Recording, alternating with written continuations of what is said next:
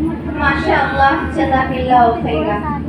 इनके बाद दूसरी खतीबा हैं मोहतरमा व मुकर्रमा सोहिबा इरम अलमासी साहिबा फारिगा जामिअतुल मिसबाह अस्सल्फिया।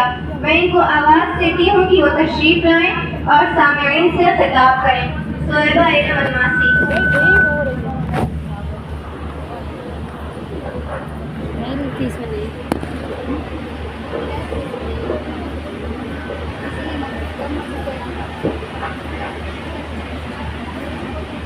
मस्जिद पर ऐलान नहीं होता तब तो भर गया। अस्सलामु अलैकुम व रहमतुल्लाहि व बरकातुहू। अल्हम्दुलिल्लाहि रब्बिल आलमीन वस्सलातु वस्सलामु अला रसूलिहिल करीम मुहम्मदिन व अला आलिहि व सहबिहि अजमईन। अम्मा बअद। قال الله تعالى في القرآن المجيد والفرقان الحميد أعوذ بالله من الشيطان الرجيم بسم الله الرحمن الرحيم إن الصلاة كانت على المؤمنين كتابا موقوتا. وقال النبي صلى الله عليه وسلم أثقل الصلاة على المنافقين العشاء والفجر. لائق صد احترام صدر صاحبہ، مشفق معلمات اور میری عزیز ماں اور بہنوں، اللہ رب العالمین نے بنی نوع انسان کو پیدا کیا اور پیدا کرنے کے بعد بہت ہی صاف لفظوں میں ان کی تخلیق پیدائش کا مقصد بھی واضح کر دیا۔ وَمَا خَلَقْتُ الْجِنَّ وَالْإِنسَ إِلَّا لِيَعْبُدُونَ۔ میں نے جنوں اور انسانوں کو صرف اور صرف اپنی عبادت کے لیے پیدا کیا ہے۔ انہی عبادتوں میں سے سب سے اہم اور محکم الشان عبادت نماز ہے۔ اسلام کی بنیاد جن 5 ستونوں پر قائم ہے ان میں سے ایک بنیادی ستون نماز کا ہے۔ نماز کے ذریعہ بندہ اللہ رب العالمین سے بہت زیادہ قریب ہو جاتا ہے، بلکہ بندے کو اپنے رب سے سرگوشی اور ہم کلام ہونے کی سعادت و خوش نصیبی حاصل ہوتی ہے۔ نماز کے ذریعہ بندے کو اللہ رب العالمین کے سامنے کھڑے ہونے کا احساس دل میں پیدا ہوتا ہے، اور ان تعبد اللہ کأنک تراہ فإن لم تکن تراہ فإنہ یراک، کہ تم اللہ کی ایسے عبادت کرو گویا کہ تم اس کو دیکھ رہے ہو۔ اگر تم اس کو نہیں دیکھ رہے ہو تو وہ تم کو دیکھ رہا ہے کا روحانی موقع نصیب ہوتا ہے۔ اس فریضے کی باجماعت ادائیگی وحدت اسلامی کا مظہر ہے۔ ایک ہی صف میں پیر سے پیر اور کندھے سے کندھا ملا کر کھڑے ہونے سے امیر و غریب اور آقا و غلام کا تفاوت مٹ جاتا ہے۔ ایک ہی صف میں کھڑے ہو گئے محمود و یاز، ایک ہی صف میں کھڑے ہو گئے محمود و یاز، نہ کوئی بندہ رہا نہ کوئی بندہ نواز۔ اسی طرح نماز کے ذریعہ ہر قسم کی آلائشیں، ہر قسم کی گندگی، برائیاں دلوں سے پاک ہو جاتی ہیں، اور ان الصلاۃ تنہی عن الفحشاء والمنکر، یقیناً نماز بے حیائی اور برائی سے روکتی ہے کا روحانی موقع نصیب ہوتا ہے۔ یہی وجہ ہے کہ نبی اکرم صلی اللہ علیہ وسلم اکثر حالتوں میں نماز میں مشغول رہا کرتے تھے۔ ابتدائی اسلام میں جبکہ ابھی نماز فرض بھی نہیں ہوئی تھی، پھر بھی آپ صلی اللہ علیہ وسلم چھپ چھپ کر نماز ادا کیا کرتے تھے۔ تاریخ میں ذکر ہے کہ اس وقت حالت یہ تھی کہ کفار کے مظالم کا خطرہ تھا، کفار کی تکالیف کا خوف تھا، پھر بھی آپ صلی اللہ علیہ وسلم خانہ کعبہ میں نماز پڑھ رہے ہیں، باادب اللہ کے سامنے کھڑے ہیں، اپنی پیشانی کو خم کیے ہوئے ہیں، اللہ کے حضور سر کا سجود ہے، دشمن پیٹھ پر اوجھڑی پھینک دیتا ہے، پھر بھی نماز جاری ہے۔ مرض الموت کا حال یہ ہے کہ اعصاب کام نہیں کر رہے ہیں، خود سے مسجد میں چل کر آنے کی جسم میں طاقت موجود نہیں ہے۔ عباس رضی اللہ عنہ اور علی رضی اللہ عنہ کے کندھوں کا سہارا ہے، پیر زمین سے گھسیٹ رہے ہیں، پھر بھی نماز کا خیال ہے، نماز سے نہیں رکتے۔ نماز کا اتنا اہتمام ہے کہ میدان کارزار میں ہے، میدان جنگ میں موجود ہے، دشمن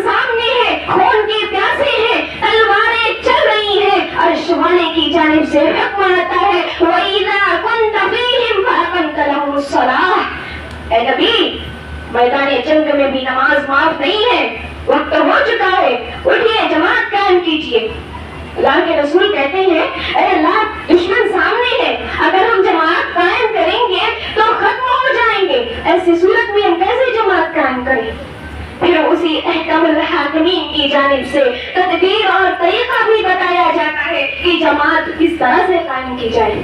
اللہ رب العالمین فرماتا ہے کہ ایک گروہ دشمن سے لڑائی کرے اور دوسرا گروہ جماعت قائم کرے. جب یہ لوگ نماز ختم کر دیں تو لڑائی کرنے کے لیے چلے جائیں اور ان کو نماز کے لیے بھیج دیں, کیونکہ ایسی صورت میں بھی نماز معاف نہیں ہے. علامہ اقبال نے کیا خوب ترجمانی کی ہے. آ گیا عین لڑائی میں اگر وقت نماز, آ گیا عین لڑائی میں اگر وقت نماز, قبلہ روحوں کے زمیں بوس ہوئی قوم حجاز. میری عزیز ماؤں اور بہنوں, اسلام کے دوسرے فرائض کسی نہ کسی عذر کی وجہ سے تو معاف ہے, لیکن نماز کسی بھی صورت میں معاف نہیں ہے. اگر بندہ کھڑے ہو کر نماز پڑھنے کی طاقت و استطاعت نہیں رکھتا تو بیٹھ کر نماز پڑھ لے. اگر بیٹھ کر نماز پڑھنے کی طاقت نہیں ہے تو لیٹ کر نماز پڑھ لے. اگر بندے کے اندر اتنی بھی طاقت موجود نہیں ہے کہ لیٹ کر نماز پڑھ سکے تو اشارے سے پڑھ لے, کیونکہ جب تک ہوش و حواس قائم ہے نماز معاف نہیں ہے. میری پیاری ماں اور بہنوں, صحابہ کرام رضوان اللہ علیہم اجمعین نے اس فریضے کی ادائیگی میں بہت سے نمونے پیش کیے ہیں. نماز پڑھ رہی ہیں, دشمن کی جانب سے تیر آتی ہے, جسم میں پیوست ہو جاتی ہے, خون کے فوارے چھوٹ رہے ہیں, مگر پھر بھی اللہ کی یاد میں مشغول ہے, نماز سے ہٹنا گوارا نہیں ہے. آج ہماری حالت یہ ہے کہ مچھر کاٹ لے یا چیونٹی کاٹ لے فوراً نماز سے دھیان اچٹ جاتا ہے. ہمیں نماز کے اوقات کا پاس و لحاظ ہی نہیں ہے. 2 وقت کی نماز پڑھے 3 وقت نہ, یا پھر کبھی دن بھر کی ہی نماز ہضم کر کے. کچھ مسلمان تو ایسے ہی ہیں جو صرف جمعہ ہی نماز پڑھتے ہیں, اور کچھ بدنصیب نسلی مسلمان بھی موجود ہیں جن کو توفیق ہوئی تو عید کی نماز میں وہ بھی تاخیر سے حاضری دے دی تاکہ مسلمانوں کی فہرست میں نام باقی رہ جائے. میری عزیز ماں اور بہنوں, صحابہ کرام رضوان اللہ علیہم اجمعین فرماتے ہیں کہ ہم نے مومن اور منافق کے درمیان فرق کرنے کے لیے ایک اصول بنایا ہوا تھا. ہم عشاء اور فجر کی نماز میں بغور دیکھتے جو شخص جماعت سے پیچھے رہ جاتا ہم اسے سمجھتا تھے کہ یہ مومن نہیں بلکہ منافق ہے, کیونکہ ہم نے نبی کریم صلی اللہ علیہ وسلم سے یہی سنا تھا اثقل الصلاۃ علی المنافقین العشاء والفجر. منافقوں پر سب سے ثقیل, سب سے بھاری نماز عشاء اور فجر کی نماز ہے. اب ذرا سوچئے تو صحیح کہ صحابہ کرام رضی اللہ عنہم کو جماعت سے پیچھے رہنے والے شخص کے متعلق نفاق کا شبہ ہو جایا کرتا تھا. ان کے یہاں یہ تصور ہی محال تھا کہ کوئی مسلمان ہو کر نماز چھوڑ سکتا ہے, کیونکہ ان کے پاس نبی کریم صلی اللہ علیہ وسلم کا فرمان تھا بین العبد و بین الکفر ترک الصلاۃ, مومن اور کافر کے درمیان فرق کرنے والی چیز نماز ہے. بلکہ اس سے بھی صاف لفظوں میں نبی کریم صلی اللہ علیہ وسلم کا فرمان العہد الذی بیننا و بینہم الصلاۃ فمن ترکہا فقد کفر, کہ مومن اور کافر کے درمیان فرق کرنے والی چیز نماز کا چھوڑنا ہے. جس نے نماز چھوڑی اس نے کفر کیا, کیونکہ نماز کے بغیر نجات ممکن ہی نہیں ہے. جو لوگ نماز نہیں پڑھتے ہیں اور آخرت میں نجات کی امیدیں لگائے ہوئے ہیں وہ محض خام خیالی اور خوش فہمی میں ہیں, کیونکہ قرآن میں کہیں پہ یہ ذکر نہیں کیا گیا کہ ایمان لانا ہی نجات کے لیے کافی ہے, بلکہ قرآن میں تو یوں ذکر کیا گیا ہے کہ جب جہنمی کو جہنم میں ڈال دیا جائے گا, جب جہنمی کو جہنم میں پھینک دیا جائے گا تو اس سے پوچھا جائے گا ما سلککم فی سقر, کیا سبب ہے, کیا وجہ ہے کہ تمہیں جہنم میں پھینک دیا گیا. اللہ رب العالمین نے ان کے جواب کو بھی قرآن میں نقل کیا, وہ کہیں گے لم نک من المصلین, ہم نماز نہیں پڑھتے تھے, ہم نماز کے پابند نہیں تھے. مؤذن حی علی الصلاۃ اور حی علی الفلاح, آؤ نماز کی طرف, آؤ کامیابی کی طرف کہا کرتا تھا, اور ہم نماز سے دور بھاگ جایا کرتے تھے, ہم اپنے کاموں میں مشغول ہو جایا کرتے تھے. میری عزیز ماں اور بہنوں, کیا آپ کو معلوم ہے کہ اذان کو سن کر نماز سے بھاگنے والا, اذان کو سن کر بھاگنے کا کام کس کا ہے؟ نبی کریم صلی اللہ علیہ وسلم کا فرمان ہے, جب شیطان کے کان میں مؤذن کی آواز ٹکراتی ہے تو وہ ہوا خارج کرتے ہوئے اتنی دور نکل جانا چاہتا ہے کہ مؤذن کی آواز اسے کان میں نہ پڑے. معلوم یہ ہوا کہ اذان سن کر بھاگنے کا کام مومن کا نہیں بلکہ شیطان کا ہے. میری عزیز ماں اور بہنوں, نماز کے بہت سارے فائدے ہیں. سب سے بڑا فائدہ یہ ہے کہ نماز بے حیائی سے روکتی ہے, نیکیوں کی طرف آمادہ کرتی ہے. اللہ رب العالمین کا فرمان ہے, ان الصلاۃ تنہی عن الفحشاء والمنکر, یقیناً نماز بے حیائی اور برائی سے روکتی ہے. کفار و مشرکین کو بھی اس بات کا اعتراف تھا کہ نماز بے حیائی سے روکتی ہے.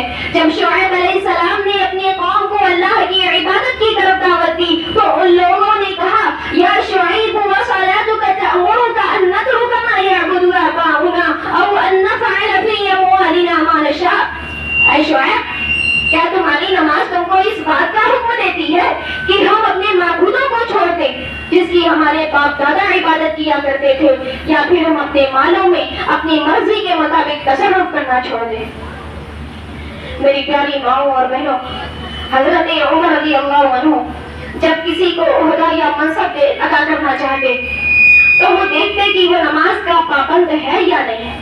اگر نماز کا پابند ہوتا تو اسے عہدہ ادا کرتے, ورنہ نہیں, کیونکہ ان کو معلوم تھا کہ جو نماز میں کوتاہی کرے گا وہ دین کے دوسرے معاملات میں بھی کوتاہی کرے گا. اور کہا کرتے تھے, من ضیعها فهو لما سواها اضیع, کہ جس نے نماز کو ضائع کیا تو وہ دوسرے معاملات کو ضرور ضائع کرے گا.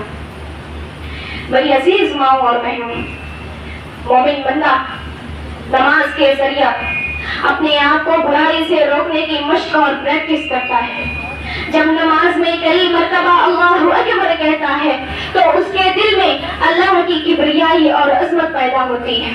جب اللہ رب العالمین کے سامنے کھڑا ہوتا ہے تو اطاعت اور فرما برداری کا اعلان کرتا ہے. جب رکوع اور سجدہ کرتا ہے تو عاجزی و انکساری کا اظہار کرتا ہے. تسبیح اور تحمید اور ذکر و اذکار کر کے رب تعالیٰ کو بار بار یاد کرتا ہے. نماز کے ایک ایک رکن کو اللہ کے بتائے ہوئے طریقے کے مطابق ادا کر کے اس بات کا اقرار کرتا ہے کہ میں اپنی زندگی کا ایک ایک لمحہ اپنے رب کے بتائے ہوئے طریقے کے مطابق گزاروں گا. عبادت و استعانت کر کے توحید پر قائم رہنے, شرک سے دور رہنے اور غیر اللہ کے سامنے ہاتھ پھیلانے سے دور رہنے کا عزم کرتا ہے. ہدایت کا طلبگار اور دین پر استقامت کا سوالی بن کر بے دینی اور بے راہ روی سے اجتناب کرنے کا عزم کرتا ہے. میری عزیز ماؤں اور بہنوں, بندہ مومن نماز کے ذریعہ گناہوں سے باز رہنے کی مشق کرتا ہے, کیونکہ نماز برائیوں سے روکتی ہے اور نیکیوں کی طرف آمادہ کرتی ہے. جو نماز برائیوں سے نہ روکے در حقیقت وہ نماز ہی نہیں ہے.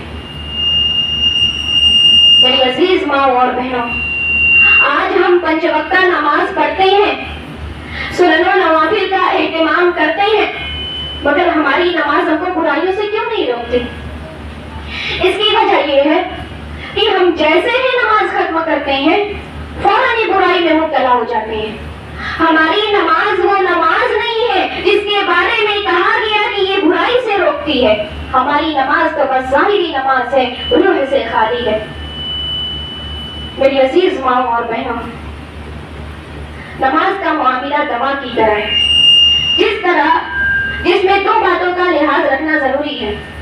پہلا یہ کہ دوا وقت پر پابندی کے ساتھ دی جائے, دوسرا یہ کہ ڈاکٹر کے بتائے ہوئے طریقے کے مطابق استعمال کی جائے, یعنی ان چیزوں سے پرہیز کیا جائے جو دوا کے اثرات کو ظاہر کرتی ہیں. ٹھیک یہی حال نماز کا ہے. ہماری نماز ہم کو برائی سے اسی وقت روکے گی جب ہم نماز کو اس کے آداب و شرائط, اس کے تقاضوں کے مطابق ادا کریں گے اور ان چیزوں سے اجتناب کریں گے جو نماز کے اثرات کو ظاہر کرتی ہیں.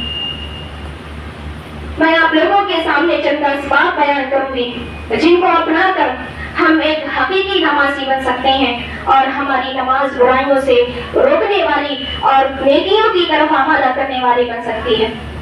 سب سے پہلی چیز، نماز کو وقت پر ادا کیا جائے۔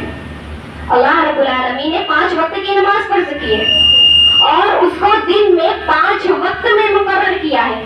اللہ رب العالمین کا فرمان ہے ان الصلاۃ کانت علی المؤمنین کتابا موقوتا، یقیناً نماز مومنوں پر مقررہ وقت میں فرض کی گئی ہے، لہذا اسی وقت میں نماز کو ادا کرنا ضروری ہے۔ جو لوگ وقت پر نماز نہیں پڑھتے ہیں ان کے لیے قرآن میں سخت وعید آئی ہے۔ اللہ رب العالمین کا فرمان ہے وَطَلَبَ مِن بَعْدِهِمْ خَلْفٌ أَضَاعُوا الصَّلَاةَ وَاتَّبَعُوا الشَّهَوَاتِ کہ ان لوگوں کے بعد کچھ لوگ ایسے آئے جنہوں نے نماز کو ضائع و برباد کر دیا اور اپنی خواہشات کی اتباع کی۔ اللہ رب العالمین کہتا ہے وَسَوْفَ يَلْقَوْنَ غَيًّا، ان قریب یہی لوگ گمراہی میں ڈال دیے جائیں گے، ان قریب یہی لوگ گمراہ ہو جائیں گے۔ میری عزیز ماں اور بہنوں، دوسرا سبب، نماز کو سنت کے مطابق ادا کیا جائے۔ ہماری نماز ہم کو برائیوں سے اسی وقت روکے گی جب ہم نماز کو سنت کے مطابق ادا کریں گے، نبی کریم صلی اللہ علیہ وسلم کے بتائے ہوئے طریقے کے مطابق ادا کریں گے۔ اس کی اہمیت کا اندازہ اس بات سے لگایا جا سکتا ہے کہ اللہ رب العالمین نے جبرائیل علیہ السلام کو آپ صلی اللہ علیہ وسلم کے پاس نماز کا طریقہ سکھانے کے لیے بھیجا۔ آپ صلی اللہ علیہ وسلم نے 2 دن جبرائیل علیہ السلام کو نماز پڑھ کر بتایا، ایک دن اول وقت میں اور دوسرے دن آخر وقت میں۔ گویا جبرائیل علیہ السلام نے 1 مرتبہ نہیں 10 مرتبہ نبی کریم صلی اللہ علیہ وسلم کو نماز کا طریقہ بتایا ہے۔ نماز کو نبی کریم صلی اللہ علیہ وسلم کے طریقے کے مطابق ادا کرنا ضروری ہے، کیونکہ نبی کریم صلی اللہ علیہ وسلم کا فرمان ہے صلو کما رأیتمونی اصلی، تم اسی طرح نماز پڑھو جیسا کہ تم نے مجھ کو نماز پڑھتے ہوئے دیکھا ہے۔ جو شخص نبی کریم صلی اللہ علیہ وسلم کے بتائے ہوئے طریقے کے مطابق نماز ادا نہیں کرتا تو ایسی شخص کی نماز اللہ رب العالمین کے یہاں قبول نہیں ہوتی۔ نبی کریم صلی اللہ علیہ وسلم کا فرمان ہے تم میں سے کوئی شخص 60 سال تک مسلسل نماز پڑھتا رہا ہو مگر وہ اللہ کے یہاں قبول نہیں ہوتی، کیونکہ وہ رکوع تو برابر کرتا ہے مگر سجدہ برابر نہیں کرتا، یا پھر سجدہ تو برابر کرتا ہے مگر رکوع برابر نہیں کرتا، یعنی رسول صلی اللہ علیہ وسلم کے طریقے کے مطابق ادا نہیں کرتا۔ تیسرا سبب، خشوع و خضوع ہو، نماز میں خشوع و خضوع ہو۔ علماء سلف کا قول ہے الخشوع فی الصلاۃ بمنزلۃ الروح للجسد، کہ نماز میں خشوع کو وہی مقام حاصل ہے جو جسم میں روح کو حاصل ہے، یعنی جس روح کے بغیر جسم کی کوئی حیثیت نہیں ہے بالکل اسی طرح خشوع کے بغیر نماز کی کوئی بھی حیثیت اور رکاوٹ نہیں ہے۔ چوتھا اور آخری سبب، نماز سکون و اطمینان سے ادا کی جائے۔ ہماری نماز ہم کو برائیوں سے اسی وقت روکے گی جب ہماری نماز میں خشوع و خضوع ہو۔ نبی کریم صلی اللہ علیہ وسلم نے اس شخص کو چور کہا ہے جس کی نماز سکون و اطمینان سے خالی ہو۔ نبی کریم صلی اللہ علیہ وسلم کا فرمان ہے تم میں سے سب سے بدترین چور وہ ہے جو نماز سے چوری کرتا ہے۔ صحابہ کرام رضوان اللہ علیہم اجمعین نے پوچھا اے اللہ کے رسول، نماز سے چوری کا کیا مطلب ہے؟ آپ صلی اللہ علیہ وسلم نے فرمایا جو شخص نماز کو سکون و اطمینان سے نہیں پڑھتا در حقیقت وہ نماز کا چور ہے۔ یہ تو چند اسباب جن کو اپنا کر ہم ایک حقیقی نمازی بن سکتے ہیں، ہماری نماز ہم کو برائیوں سے روکنے والی بن سکتی ہے۔ آخر میں اللہ رب العالمین سے دعا ہے کہ یا الہ العالمین تو ہمیں 5 وقتہ نمازی بنا، سنن اور نوافل کا اہتمام کرنے والا بنا، ہماری عبادتوں کو، ہماری نمازوں کو شکر قبولیت عطا کر، آمین۔ تقبل یا رب العالمین، وآخر دعوانا الحمد للہ رب العالمین، والسلام علیکم ورحمۃ اللہ وبرکاتہ۔